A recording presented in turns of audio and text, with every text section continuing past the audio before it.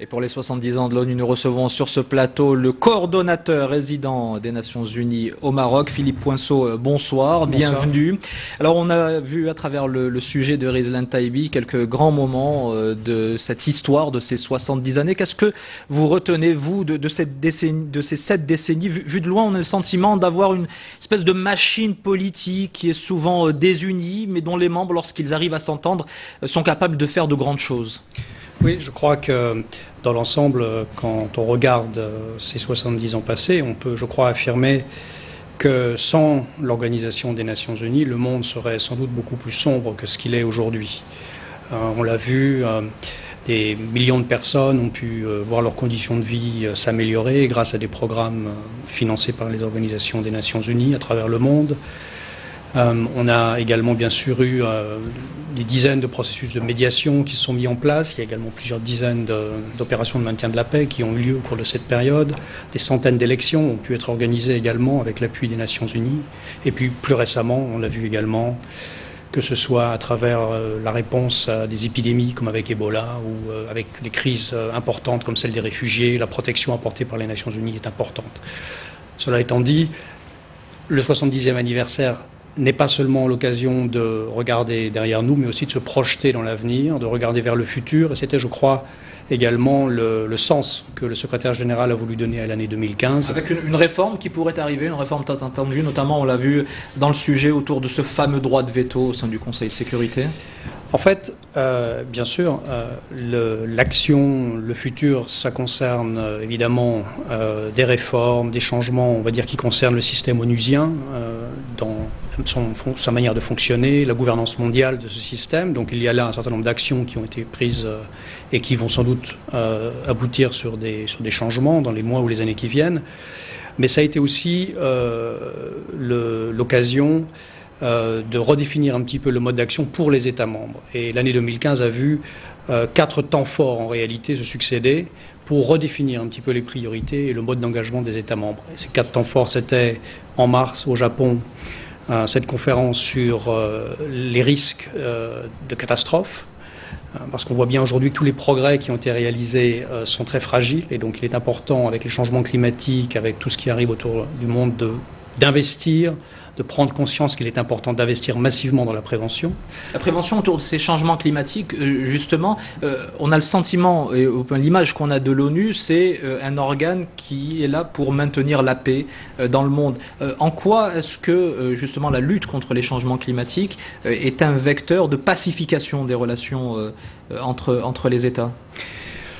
Alors, évidemment, la lutte contre le changement climatique a plusieurs dimensions. Il y a l'aspect prévention qui est important. Il peut y avoir effectivement des catastrophes, on l'a vu, qui augmentent, catastrophes naturelles, qui pourraient avoir une implication sur les relations entre États, bien sûr. C'est assez complexe. Mais ce qui est surtout intéressant aujourd'hui, c'est que c'est un élément qui rassemble. On essaye tous ensemble de se retrouver autour d'un objectif commun. On a vu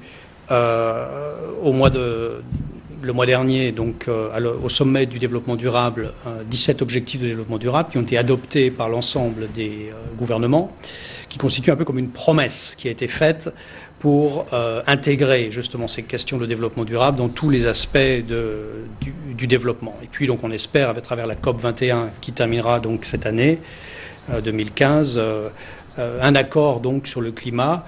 Et là aussi, vous comptez beaucoup sur le Maroc dans la réussite de cette conférence sur le climat qui aura lieu à Paris, d'autant plus que le Royaume va accueillir l'année prochaine à Marrakech la COP 22. Oui. Alors, tous les États membres, bien sûr, s'engagent aujourd'hui sur la question du climat. On a vu chaque pays aujourd'hui, ou presque, soumettre des intentions de réduction d'émissions de gaz à effet de serre. Le Maroc en fait partie. Et nous espérons donc que toutes ces intentions vont se traduire en action.